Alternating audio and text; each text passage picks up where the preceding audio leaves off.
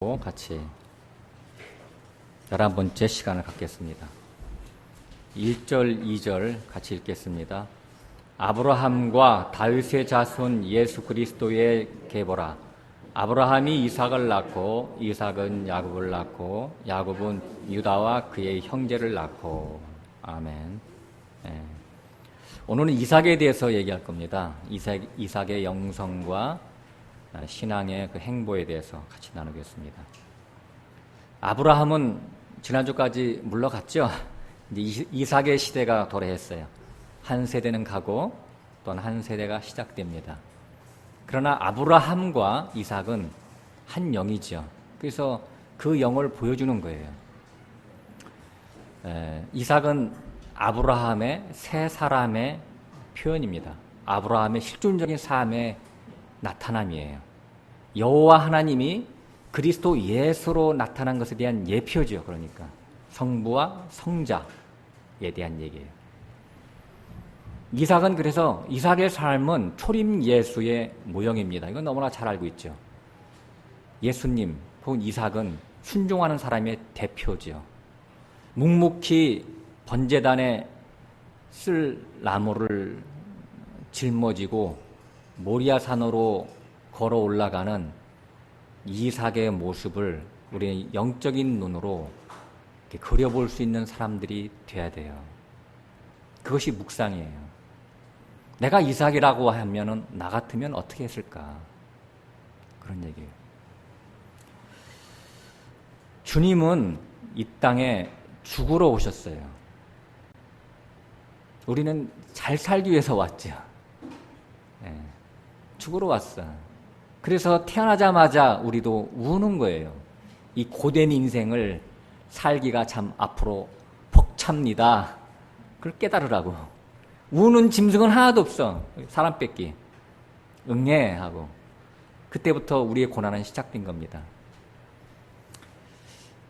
주님의 날마다의 삶은 죽으러 오셨기 때문에 그래서 죄와 세상과 율법에 대해서 죽는 것이었었어요. 그거에 대해서 죽는 게 자기가 이기는 거예요. 그 십자가예요, 그게. 그러니까 세상적인 개념하고 정반대입니다. 저 사람하고 A와 B가 싸워서 B가 이기면 세상에서는 군림하는 것이 되지만 성경에서는 그게 아니고 지는 게 이기는 거라니까요. 주님의 그러한 삶의 대단원이 나중에 십자가로 마감되는 거예요. 십자가 그 순간 그것만 십자가가 아니라 주님의 그 삶이 다 십자가였었어요. 그걸 보여주는 거예요.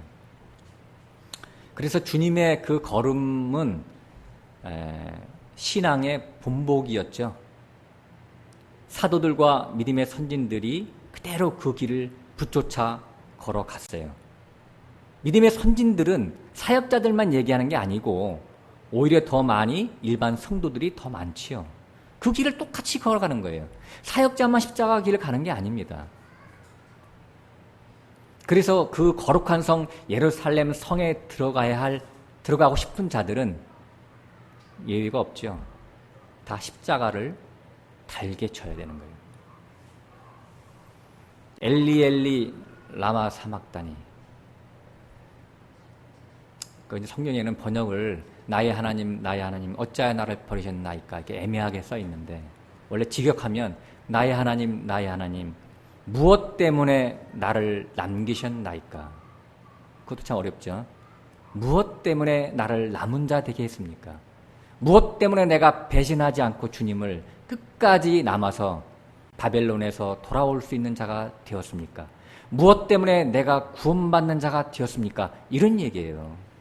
나같이 하찮하고 보잘것없는 인생이 저 사람하고 나하고는 다를 바가 없지만 나는 어찌하여 주님 십자가를 치게 해서 영적인 존재로 탈바꿈하게 했습니까? 이 말이라고요. 원망하는 게 아니고 감사의 찬양을 십자가에서 하는 거예요. 죽어가면서. 스데반은 원망했나요? 스데반도 감사했죠. 주님도 마찬가지예요. 그래야지 나를 잘 알지 못하고 이렇게 하는 자들에게 나를 알지 못하고 하는 자들이기 때문에 용서해달라고 하는 말이 나오지. 하나님한테는 원망하고 사람한테는 은혜를 베풀어 달라고 하는 말이 앞뒤가 안 맞죠. 구원에 대한 분명한 목표와 확신이 없으면 끝까지 완주하지 못합니다. 마라톤을. 끝까지 견디는 것도 주님의 은혜입니다. 그래서 주님께 감사하는 거죠. 이렇게 주님과 믿음의 선진들은 세상에 대해서 못 박힌 자들이죠. 세상에 대해서 이방인 취급을 받은 거예요. 거꾸로. 안 믿는 자들은 우리는 그들이 이방인이고 그들은 우리가 이방인이야. 서로 따르국밥이야. 물과 기름이에요. 섞일 수가 없어요. 그러니까 사상 자체가 그래요. 만약에 섞인다면 그건 약간 문제가 있죠. 굉장히 괴롭더라고요. 저 어젯밤에. 예. 즐거움도 있어요. 저도 이제 저는 대부분 다 사람들 성취욕이 있죠. 저도 성취욕이 있었기 때문에 저도 사업도 하고 그러는 건데, 옛날에.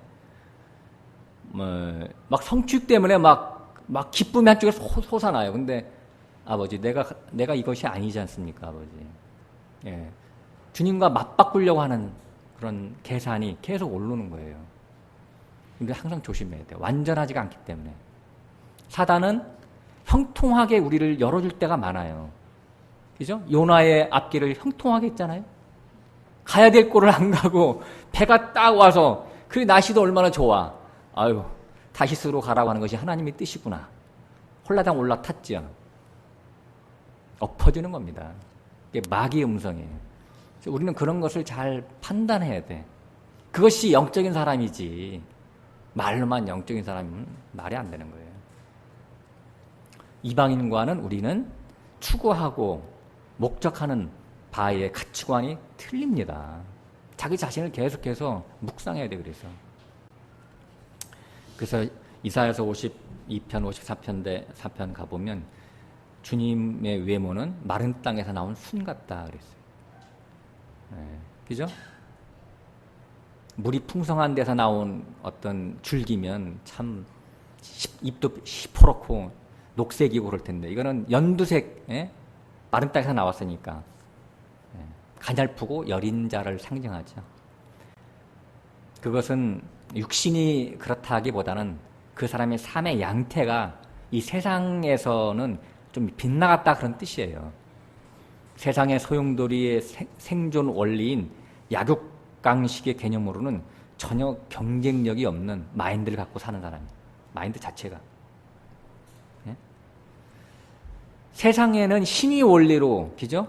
이렇게 지배되고 있는데 그걸 거부한단 말이에요. 그래서 간고를 많이 겪었어요. 시험받은 돌이 됐어요. 주님은. 사람들이 싫어 버림받았어요. 사람들이 보고 피해서 갔다고 이렇게 성경에 써 있어요. 이거는 육적이고 혼적인 눈으로 보면은 저 사람은 예수는 평가절하의 인물이다 이런 얘기예요. 가치가 없다라는 얘기죠. 세상적인 가치로는. 망한 자요. 재수가 옴붙을 수도 있다. 저 사람하고 사귀다가는 떠나간단 말이에요. 뭔가 이렇게 지금 힘이 있고 나한테 뭔가 이렇게 잘해 이렇게 베풀어 줄 수 있는 떡고물이라도 떨어질 수 있는 사람하고 사귀고 싶고 가서 얼굴 조아리고 머리 조아리고 하는 게 사람이 생리잖아요. 근데 아무 이렇게 뭐 나한테 떨어질 것 같 오히려 손해 끼칠 사람한테 가서 누가 사귀겠어요, 그죠? 예수님이 그런 분이었다라고 하는 거예요. 삶 자체가. 그러나 예수님은 하나님의 형상이셨죠. 그리스도는 하나님의 형상이다. 그 말이 뭐냐면 고린도후서 4장 4절에 보면 하나님의 영광의 아는 빛, 지식의 빛이 충만하다. 거기 아는 빛 그랬죠. 그 아는 게 지식이잖아요. knowledge 영어로. 그래서 그 영광, 하나님의 영광의 광채를 아는 지식이라고 하는 것은 그 지식이 우리가 그 진리를 계속 배우는 거예요. 하나님을 알지 못하고 나침반, 이게 이 지도를 잘 모르고 천성길을 향해 갈 수가 없어요. 얼마나 미혹길이 많은데. 다 그럴듯한 길들이 얼마나 많아요. 그래서 그 지식이, 진리 지식이 하나님을 아는 영광이단 말이죠. 그분은 참 빛이시고 창조주이시죠. 그러나 보잘것없는 육신의 옷을 입고 장막을 우리 가운데 펼치신 분이에요. 내 안에 펼치실 분이에요, 그분이. 그분은 참 인간이시며 생명이시며 사랑의 본질이시죠. 선, 사랑, 의, 거룩, 진실, 긍휼, 지혜, 지식, 이게 근본이세요. 우리가 그리스도의 장성의 분량에 이른다라고 하는 것은 그분의 신성한 성품인 그 인격을 내 안에 장비하는 걸 얘기하는 거예요. 내 안에 구비시키는 걸 얘기하는 거예요. 내 안에 그분의 인격으로 하나하나 쌓아가는 걸 얘기하는 거예요. 성을 쌓아가는 거예요, 내 안에. 그 아들이 되어가는 거예요, 계속해서 그게. 또 집이 되어져 가는 거예요. 아내가 되어져 가는 거죠. 이것이 실제죠. 하나님의 형상을 담는 것의 실제는 인격이라고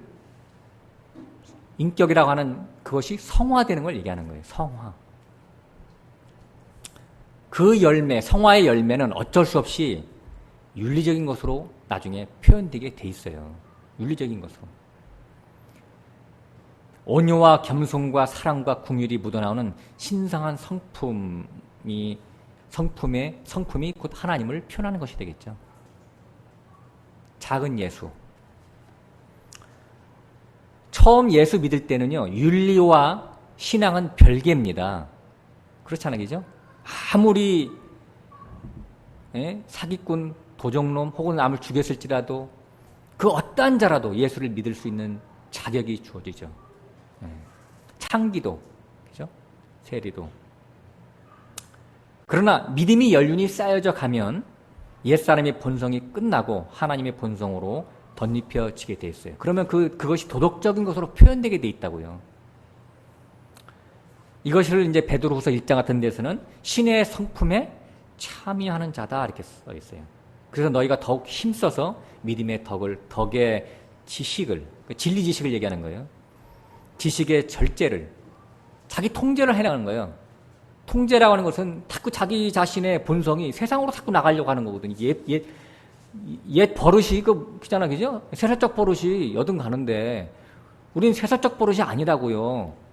오랜 수십 년 동안 세상과 짝짝꿍되어서 살았으니까 얼마나 그 세상에 좋겠어요. 자기 통제, 절제의 인내라고 하는 것은 한두 번 해서 되는 게 아니라 그것을 자기 인격화시켜야 되는 거예요, 인내가. 또 인내의 경건이라고 하는 것은 속되지 않은 그런 성품을 얘기하는 거잖아요. 예. 속되지 않은 것을 추구해야 돼. 또 형제 우애에 사랑을 더하라. 그랬어요. 이것이 바로 이러한 과정을 거쳐서 완성으로 되어져 가는 것이 그리스도를 안다라고 하는 열매가 되는 거라고요. 거기 이제 계속해서 베드로후서 1장에 이런 것이 없는 자는 소경이라 그랬어요. 원시치 못하고 그의 옛죄를 깨끗게 하심을 잊은 자니라. 바뀌어야 되는데 바뀌지 않고 쉽게 생각해. 성화가 없다. 그냥 우리가 주님이 은혜로 그님이 십자가만 믿으면 우리는 다 천국 갈 수 있어. 천국 장사를 하는 거죠. 결과와 열매, 실제가 없는 이러한 믿음, 이런 헛것이죠. 계속해서 말씀드리는 거예요. 나 공부 잘해. 아무리 말을 잘해도, 그죠? 그것이 진위가 언제 나타나요? 시험 보면 나타나. 가짜인지 진짜인지. 말로는 얼마든지 나 서울대 다녀, 밖에 나가서. 학생증 내봐. 끝이지 뭐. 다음에 갖고 올게. 그래, 다음에 갖고 와. 아, 잊어먹었어, 안 갖고 왔어. 그래, 한 번 참아준다. 그 다음에 갖고 와. 안 갖고 왔어. 거짓이잖아요. 실제가 있어야 돼. 소금이 맛을 잃으면 어떻게 되죠? 너는 세상의 소금이다 그랬어. 맛을 잃으면 세상에 버려져 사람들의 발에 밟힌다 그랬어요. 소금이 맛 때문에 가치가 있는 거예요? 소금이란 이름 때문에 가치가 있는 거예요? 마찬가지예요. 우리가 성도라면 성도의 삶이 있어요. 근데 나 성도야. 그러고선 삶이 없어. 어디 가서 난 교회 다니는데, 성도란 뜻이잖아요. 나 교회 다니는데, 그러면. 두 가지 반응이 나타나. 교회 다니는데, 그러면, 그게 좋다는 거예요? 나쁘다는 거예요? 아휴, 충격이야. 이런 뜻이겠죠. 이제 막 숨기다가, 사실 나 교회 다녀 그러면 어쩐지 이렇게 하면 참 너 어쩐지 좀 이상했어 남들보다는 뭔가 좀 본받을 게 많았어. 그죠? 우리는 전자의 후자예요. 예? 후자가 돼야 되겠죠.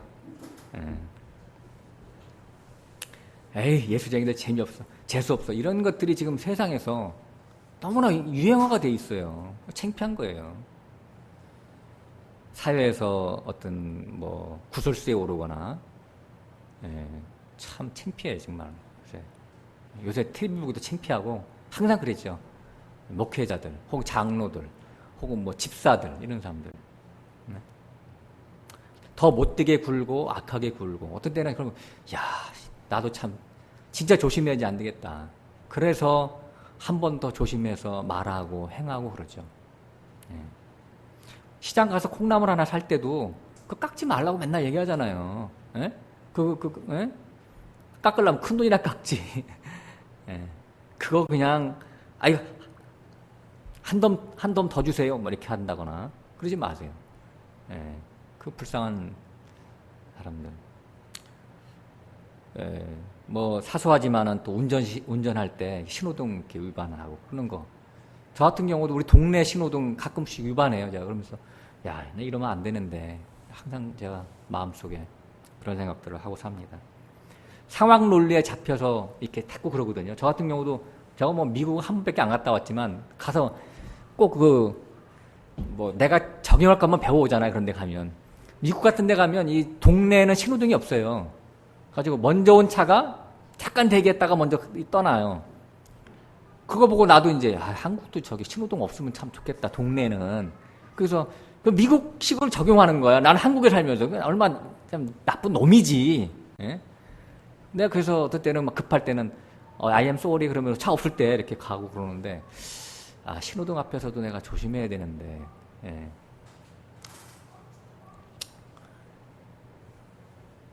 이런 건 율법을 지키려는 것이 아니라 어떤 사회적인 약속의 준수를 통해서 시민의식을 고취시키고 또 상대방을 이렇게 배려하는 것이죠. 다 그게. 이런 것들이 참 자유자죠. 내가 자유자라고 해서 방종의 기회로 삼는 게 아니라 어떤 룰 속에 있으면서도 내가 자유함을 느낄 수 있는 자. 그런 자가 하나님이 가장 바라시는 자예요. 사실은. 그래서 고린도전서 10장, 11장 같은 데 보면 사도 바울이 잘 얘기해놨어요. 이스라엘 백성들이 광야에서 모세의 인도로 거기서 신령한 식물을 먹으며 신령한 음료를 너희들이 마셨다. 그때 반석에서 나온 음료가 바로 그리스도였다.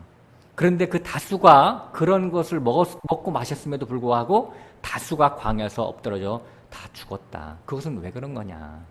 그들이 우상 숭배를 해서 그렇다.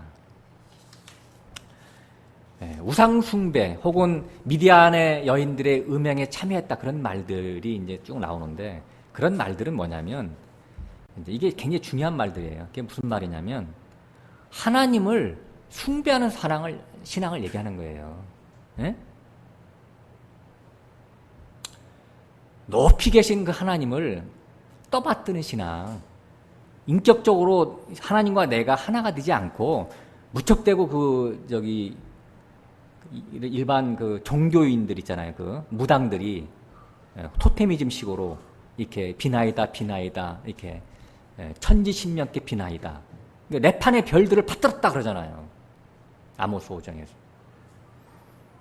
왜 내 판의 별들처럼 하나님을 받들었느냐. 이 땅의 것을 달라고 그러는 거거든요. 그게 인격이 안 됐기 때문에. 인격은 하나님과 내가 인격적으로 만나면요 동등입니다. 그분과 내가. 남편과 아내 사이예요. 형과 아우 사이예요. 성경은 그걸 얘기하고 있잖아요. 지금 친구 사이라고요. 그런데 하나님을 이렇게 세상 사람들이 생각하는 그런 마인드로 생각하는 그 자체가 다른 하나님이야 벌써. 내가 아니고 또 마귀다 그게. 그런 얘기거든요. 그래서 우리가 미디안 여인들이 음행을 했다 그런 것들을 잘 생각해야 돼요. 우상 숭배했다. 숭배 사상, 하나님을 숭배하는 것. 이런 것들이 좋은 게 아니라 악한 것이다라고 하는 거예요. 성경에는. 참된 신앙은 삶 속에서 실제화되는 거예요. 아는 것과 믿는 것이 화합되는 것을 얘기하는 거예요. 그래서 고린도전서 11장, 바로 10장에서는 그런 얘기가 나오고 11장에 가서는 성만찬 할 때에 자기를 분변치 못하고 떡을 먹는 자는 죄를 먹고 마신다 그랬어요. 떡과 잔을 마셔서 내 몸에 넣는다고 하는 것은 주와 한 몸, 한 영이 되는 것을 추구하는 것인데, 그렇잖아요. 그 영양분이 내게 들어와서 나의 화됐잖아요. 그렇죠? 내 화됐잖아요. 예수가 기태화됐어요. 그것이 한 떡 먹는 거예요. 한 잔을 마시는 거예요. 근데 이것을 그냥 형식적으로 예배에 참석해서 아멘 아멘 하고 갔어요. 집에 가다가 다 까먹어. 도대체 교회에서 무슨 얘기 들었지? 헷갈려. 정리가 안 돼요, 여기서. 다 잊어먹고. 이것이 우상숭배예요. 교회 가서 출석부 딱 체크하고 난 됐어, 이번 주. 하나님 나에게 벌은 안 주시겠지. 복은 조금 주실 수 있어. 이런 마인드로 사는 거. 하나님을 관념적으로 습관적으로 대하는 거. 인격적으로 대하지 못하는 이런 것들이 우상 숭배라고 하는 것을 우리는 알아야 돼요. 이삭은 세 사람의 대표입니다. 거듭난 사람들의 대표라고, 우리 속에. 그래서 옛날에는 내가 거듭나지 않았을 때는 마귀 인격만 있었는데 새 사람이 내게 또 생겼으니까 매일 싸움이 일어나죠. 여섯째 날에 해당되는 사람을 얘기하는 거예요. 지식적으로 하나님을 안다고 해도 다섯째 날까지 개념을 갖고 있기 때문에 본성 자체가 자기가 마귀 것이에요. 그래서 마귀가 나를 점령한 상태거든요. 지식적으로 하나님을 알아도. 그래서 진리를 들을 때는, 귀로 들을 때는 참 듣기가 좋고 아멘 아멘 해요. 그럴듯하고. 그러나 그러한 길을 걸으라고 하면은 절대 못합니다. 왜? 속에 다른 존재가 들어와 있지 않아. 성령이 내 안에 계시지 않아. 지식으로만, 지난주에 제가 지지난주에 말씀드렸죠. 겉으로만 성령이 은사적으로 임할 수가 있어요. 그거는 생명이 돼 있지 않아요. 인격이 와 있지가 않은 거예요. 그래서 어떠한 말씀대로 네가 행하라 그러면 절대로 손해날까 봐서 못합니다. 손해나죠. 그러나 거듭난 자의 속에는 두 인격이 존재합니다. 자, 아브람과 아브라함 틀리죠. 아브람 때는 이스마엘밖에 없었어요. 인격이 하나밖에 없어요. 아브라함은 두 아들이 있었죠. 이삭과 이스마엘. 인격이 둘이란 말이에요. 거듭난 자는. 백세가 돼야 돼요. 그게. 문자적인 백세가 아니라. 그래서 늦게 태어난 이삭은 새 사람으로서 내 안에 존재하면서 진리를 먹으면서 계속 성장하죠. 이삭이. 그래서 청년의 때가 되면 옛사람을 이길 수가 있겠죠. 이런 상황을 성경에서는 젖을 뗀다라고 그래요. 젖댄다, 가말, 배웠죠? 가말, 보답한다 이거예요. 부모님의 은혜에 보답할 때가 됐어요. 사나이가 됐어요, 사나이. 그래서 군대도 갔다 오고 직장 가서 부모님께 용돈도 드리는 때가 됐다고요. 하나님께 용돈도 드리고, 하나님 내가 싸웠습니다. 승리의 전리품도 하나님 앞에 드리고, 그런 때가 됐다고요. 젖됐다고 하는 것은. 그래서 그것을 연애를 베풀잖아요. 그 잠깐 가서 보겠습니다. 우리는 뭐 공부를 틈틈이 했지만 성경의 흐름을 통해 위해서 잠깐 창세기 21장 가서 보겠습니다.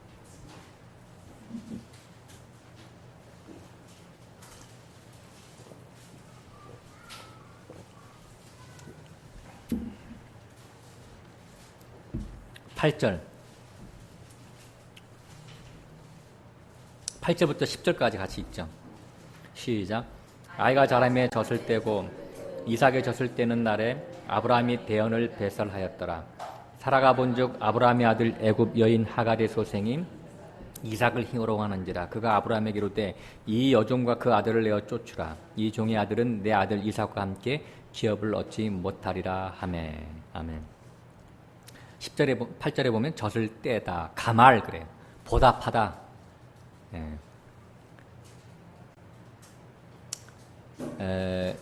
연회를 베풀었죠. 연회를 베푸는 것이 이제 우리는 여태까지 이거를 돌잔치라고 생각했는데 그게 아니고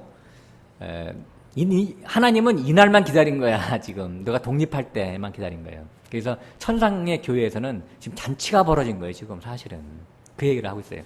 천군 천사와 함께 하나님이 저놈 드디어 지금 진짜 철이 들었다. 저놈이 이런 뜻이죠. 첫 월급 타서 부모님 내복을 사다 드렸다 이런 얘기겠죠.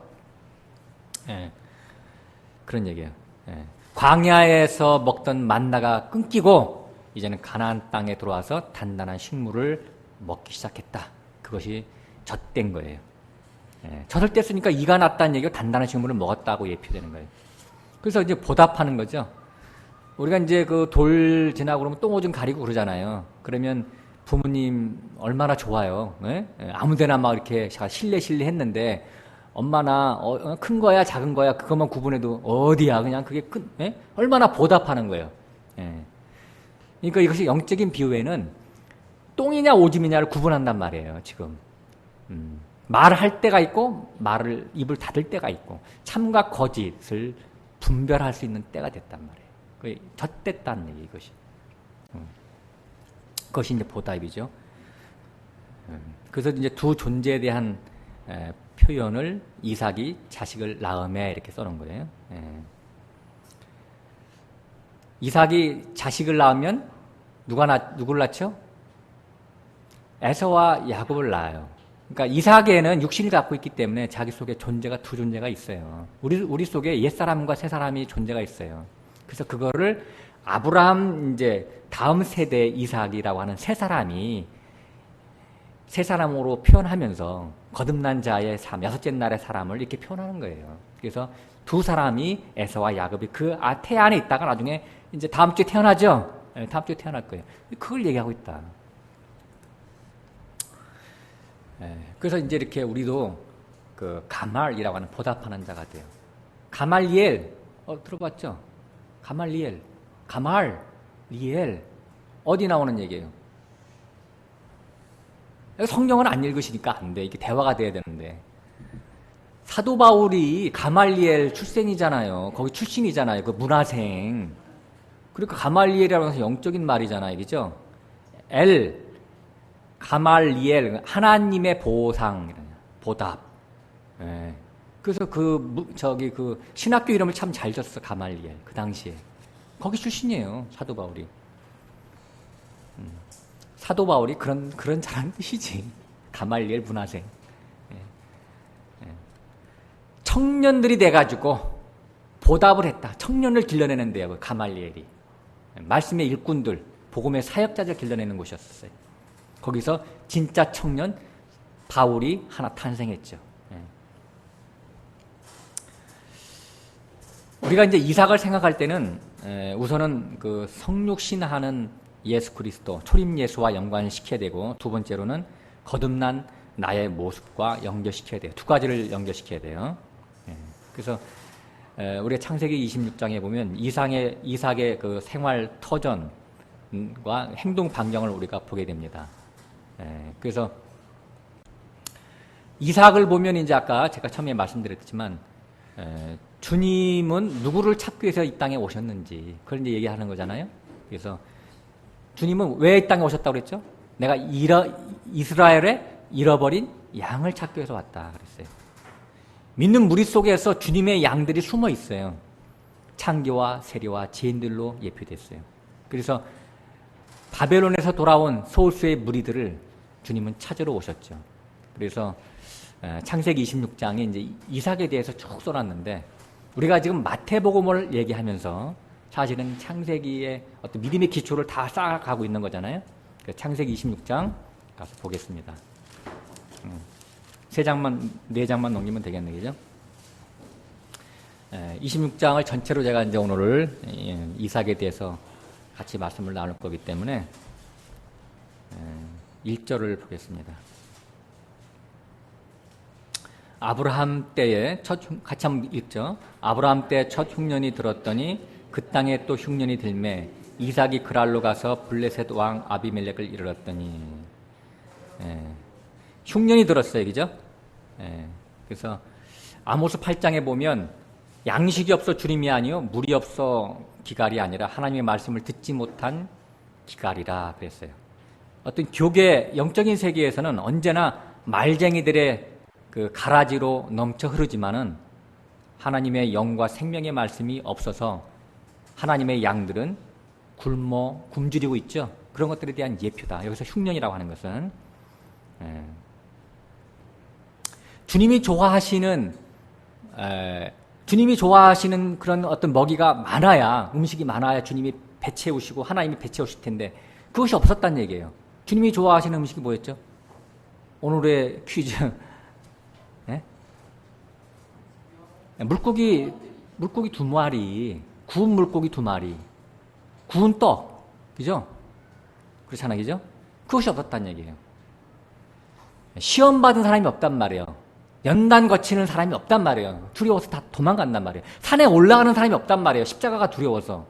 그래서 주님이 굶으셨어요. 그래서 흉년이 들었어. 피차 마찬가지예요. 성도들은 말씀이 없어서 흉년이 들었고 그 말씀이 없기 때문에 주님이 드실 만한 양식이 되지 못해서 주님도 금식을 하신 거예요. 주님이 40일 동안 금식하신 게 그게 나오는 거예요. 구약의 40년, 그러니까 40년은 구약을 얘기하는 구약 시대에 주님이 드실 음식이 없어. 나의 구약은 주님께 드시지 못해, 주님께서. 그래서 신약으로 넘어가야 돼. 새 언약의 시대로 넘어가야 돼, 내가. 물고기와 꿀이 든 벌집을 누가복음 24장에서는 분명히 예시하고 있어요. 주님은 그걸 좋아하세요. 그래서 그것이 없어서 배고픈 상태가 됐던 것이죠. 흉년이 들었어요. 그래서 이제 그랄로 갔죠. 그랄로 가서 이삭이 그랄로 갔죠. 배고프니까 주님이 이제 이삭으로 예표된다면. 그래서 그 양식을 구하기 위해서 그랄로 갔어요.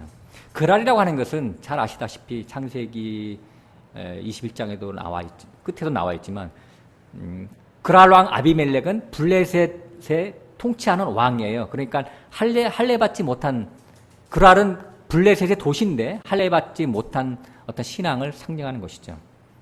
지금으로 볼 때는 이제 기독교인들을 얘기하는 거예요. 거기로 갔어요.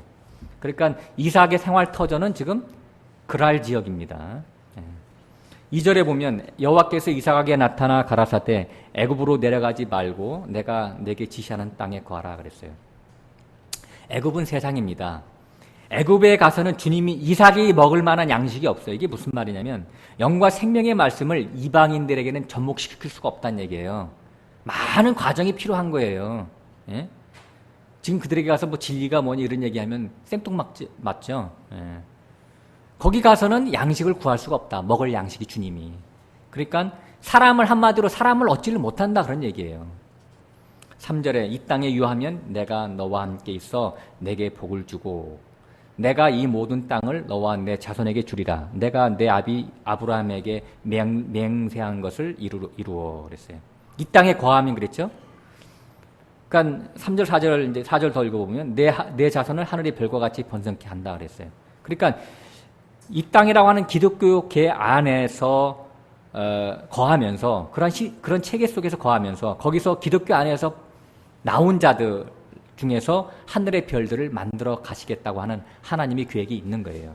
그러니까 우리도 이제 사실 거기서 다 나온 자들인데 거기 있는 자들을 절대로 이렇게 폄하하거나 뭐 사단의 자식이라고 우리가 정죄하거나 그러면 절대 안 됩니다. 어린 자들이에요, 그분들은. 예. 그래서 그 중에서 우리가 살짝만 틀어주면 일로 분명히 올 수 있는 그런 자들이 있기 때문에 다 가능성이 다 있는 자들이죠. 예. 5절 이는 아브라함이 내 말을 순종하고 내 명령과 내 계명과 내 율례와 내 법도를 지켰음이니라 하시니라. 6절 이삭이 그랄에 거하였더니 그랄이라고 하는 그 뜻 자체가 기복이라고 하는 뜻을 갖고 있어요. 기복신앙. 그 뜻 자체가 그래요. 예. 그러니까 땅의 복에 머무르는 율법 신앙인들을 얘기하는 거예요. 그러니까 이삭이 그랄이라고 하는 곳에 거하지만은 사상적으로는 그랄과 격리된 신앙을 갖고 있죠. 궁창 아래에 거하는 것 같지만 그 안에서 궁창 위에 물로 존재하고 있는 거예요. 이삭은 지금. 그러니까 기독교의 바탕을 둔 신앙인 것 같지만 그들과 차원이 다른 부활 신앙을 갖고 살아가고 있는 그런 자들이 이삭과 이삭의 가족들이죠.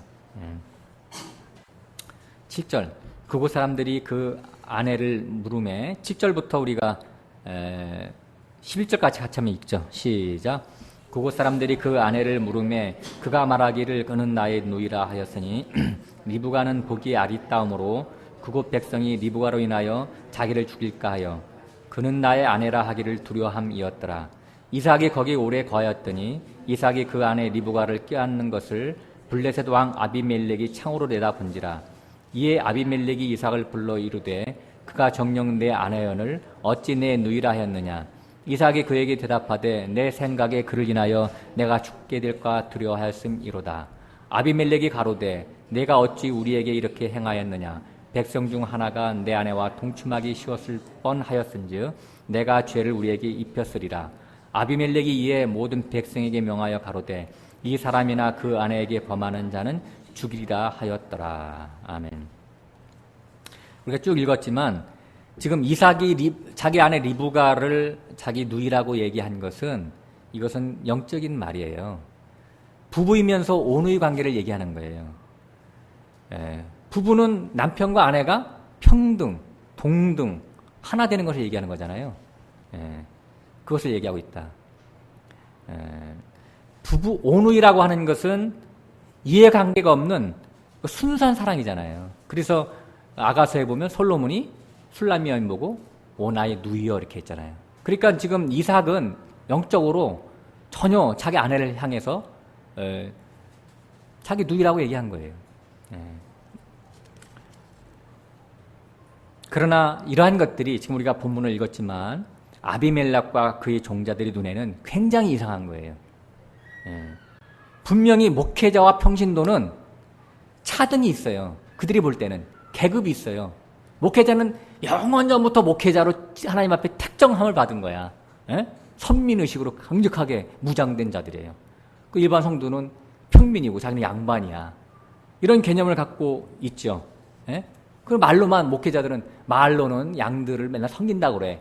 근데 섬김을 다 받아. 또 섬김을 좋아하고 하나님의 자리에 앉아서 지배하는, 군림하는 그러한 삶. 그러니까 지금 아비멜렉의 시각으로 볼 때는 너무나 이상한 거. 막 꾸중을 하잖아요. 왜 그렇게 하냐고. 우리도 마찬가지로 우리 형제 자매 그러면 뭔가 좀 어색해. 그 사람들이 볼 때는. 목사님 보고 형제님 그러면 막 자기를 갖다가 이렇게 굉장히 수치스럽게 생각하는, 이렇게 수치를 줬다고 생각을 하고, 그런 사람들한테는 그냥 목사님 이렇게 불러야 됩니다, 우리가. 목사님. 괜히 수치를 줄 필요 없잖아요. 당신은 몽학 선생의 수장입니다. 이런 뜻인데, 사실은. 형제님은 주님의 형제이십니다. 이런 뜻이잖아요. 우리가 잘 알다시피. 그러니까 이런 아비멜렉의 개념으로 갖고 있던 우리들이, 혹시 그 계급장을 갖고 있다면, 스스로 이렇게 자기 자신을 낮춰야 되는 거예요. 신의 대리자의 역에서 자기 스스로가 내려오는 역할을 해야 그것이 구원으로 가는 그 지름길이 되는 거거든요. 우리가 그 무당들도요, 어떤 그 사극 같은 데 보면 바로 왕보다 더 높잖아요. 왕보다 사실은. 그죠? 요새 그 신사참배 때문에 그 일본이 떠들썩 하던데 그 총리보다 더 앞서서 흰옷을 입고 가는 신의 대리자의 있잖아요. 그럼 하얀 옷을 입고 쭉 걸어가는데 여기다 모자를 딱 쓰고 섬찟해요. 제가 보면. 그러니까 그만큼 일반 사람들이 볼 때는 사람으로 보지를 않아요. 신의 대리자 정도로 보죠. 이것이 그 아비멜렉과 그의 종자들이 그 목회자들을 보는 눈이 그렇다는 얘기예요. 근데 자기 누이라고 평등하다고 이렇게 개념을 갖고 우리가 같이 생활한다고 하는 것은 그 사람들이 볼 때는 말이 안 되는 것이죠.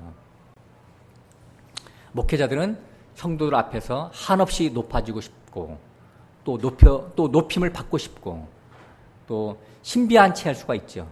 조금만 또 가려지면 신비한 것 같이 느껴지잖아요. 하나님이 이것을 보시고 악이라고 하는 거예요.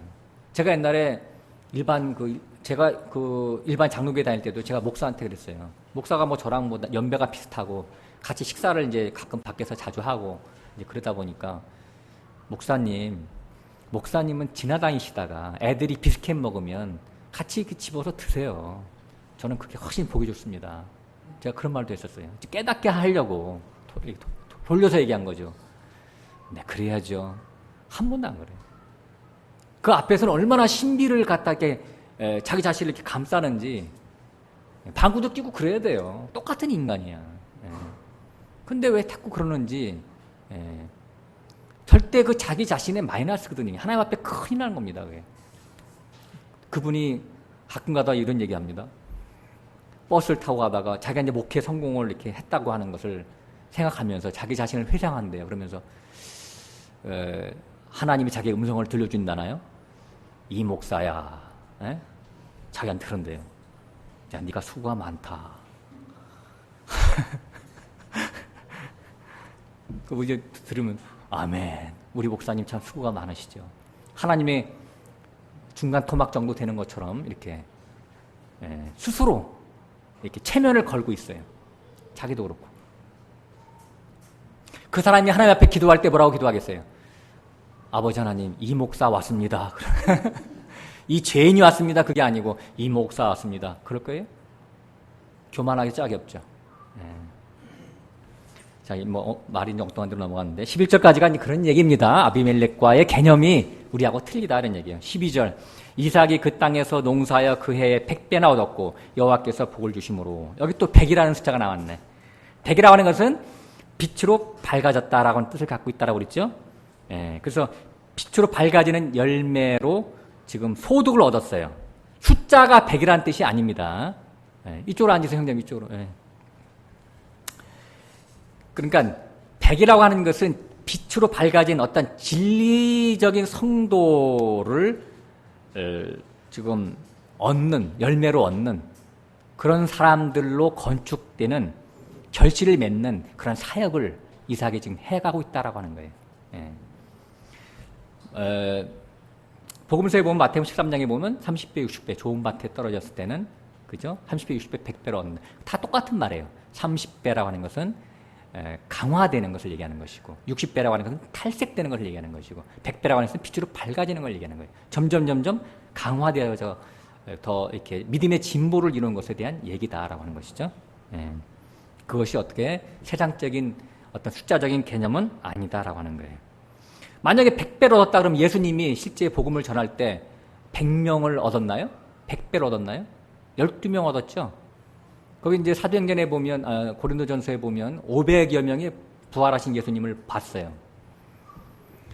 그러고 나서 380명은 도망가고 마가의 가락방에서 120명이 앉았죠. 예수님의 가르침을 받은 자들은 다 10위로 나가는 거예요. 10위로. 그 계시록은 다 10위잖아요. 계시록 12, 21장에 가면 12,000 스타디온으로 쭉 나가잖아요. 거룩한 성 예루살렘 성이. 10이라고 하는 것들이 어떤 뜻을 갖고 있는지 다 아실 거예요. 그러니까 그 왕이요 이기는 자의 예표입니다. 그것들이 다 숫자적으로 의미가. 제가 이제 생략을 합니다. 제가 15절 읽어보겠습니다. 지금 창세기 26장 지금 하고 있어요. 창세기 26장 15절 갑니다. 15절 16절 같이 읽겠습니다. 그 아비 아브라함 때에 그 아비의 종들이 판 우물을 막고 흙으로 메웠더라. 아비멜렉이 이삭에게 이르되 내가 우리보다 크게 강성한즉 우리를 떠나가라 그랬어요. 이삭이 점점 이제 강성해졌어요. 영적인 생명으로 이렇게 더 창대하게 되는 것을 얘기하는 거죠. 근데 여기서 아브라함의 우물이라고 하는 것은 뭐냐면 영과 생명의 말씀을 가지고 이런 어떤 그 우물을 막았죠, 그죠? 이 사람들이. 그러니까 이삭은 그 자기 아버지가 파놓은 그 우물을 영과 생명, 그러니까 원래 하나님의 감춰진 비밀한 말씀, 그런 영과 생명의 말씀을 이제 듣고 있고 먹고 이제 살아야 되는데 이 아비멜렉의 그 종자들이 와가지고 그것을 흙으로 막고 방해했다라고 하는 것은 이 생명의 말씀을 심히 대적하고 이단시하고 격리시켰다라고 하는 거예요. 그런 얘기입니다. 17절 가겠습니다. 이삭이 그곳을 떠나 그랄 골짜기에 장막을 치고 거기 우거하며 그랬어요. 그러니까 이제 계속해서 핍박하고 이단시하고 그러니까 거기를 떠나서 골짜기로 들어갔어요. 똑같은 그랄인데 그랄 지방인데 이제 밖에 오픈되어 있던 그런 광장에서 속으로 들어가 숨어버린 거죠. 쫓겨나서 눈에 안 띄게 신앙생활을 하는 것을 얘기하고 있다. 그래서 소수로 분산돼서 잠수해서 표면에 나타나지는 않지만 생명의 계대를 이어져 가고 있는 것을 얘기하고 있다. 우리도 그 중에 한 우물입니다, 여기가. 예. 그러니까 이러한 어떤 기독교계에서 나와서 이러한 생명의 계대를 가지고 신앙생활을 하는 데가 여기도 있고 많이 있어요. 약간씩은 색깔은 틀리지만 무지개 일곱 가지 색깔이 틀린 거와 똑같은 거죠. 약간 색깔이 틀리다고 해서 저놈 나쁜 놈이야 그렇게 해서는 안 되고 우리와 색깔이 약간 틀리지만 똑같이 주님을 잘 섬긴다 이렇게 하고 나가야 되지 계속해서 그런 남하고 이렇게 싸우는 그런 모습을 하면 절대 안 된다라고 하는 것이 요 다음에 나와요 이제. 19절 같이 읽겠습니다. 이삭의 종들이 골짜기를 파서 샘 근처에 은원을 얻었더니 그날 목자들이 이삭의 목자와 다투어 가로되 이 물은 우리의 것이라 하며 이삭이 그 다툼을 인하여 그 우물을 에색이라 하였으며 그랬어요. 19절에 보면 그 샘 근원을 또 이삭이 이제 팠는데 생명의 말씀은 그 특징이 역동성을 갖고 있어요. 그죠? 살아 움직여요. 그래서 소리 소문 없이 여기저기 이제 널리 퍼져나가요. 그렇잖아요. 그죠? 사람과 사람을 통해서 오늘날 같은 인터넷 매체를 통해서 많이 퍼져나가요. 그러다 보니까 그 A와 B가 만나서 서로 부딪히는 영역이 발생하죠. 진리 싸움을 하게 돼 있어요. 그러나 이제 같은 거면 싸움할 필요가 없고 많이 틀리다면 한두 번 얘기하고 훈계하고 멀리 격리하라 그랬잖아요. 변론을 펴라 그랬죠. 근데 여기서는 지금 그 21절에 보면 또 다른 우물을 에색이라고 그랬죠. 20절에 보면 에색이다. 에색이라는 뜻 자체가 다툼이라는 뜻이에요. 다툼. 성경은 그래서 이렇게 가끔씩은 히브리어가 나오면 그 뜻을 찾아볼 필요가 있어요. 다툼. 진리를 다툼하자 이런 얘기예요. 싸우기를 좋아하는 사람들 많아요. 그래서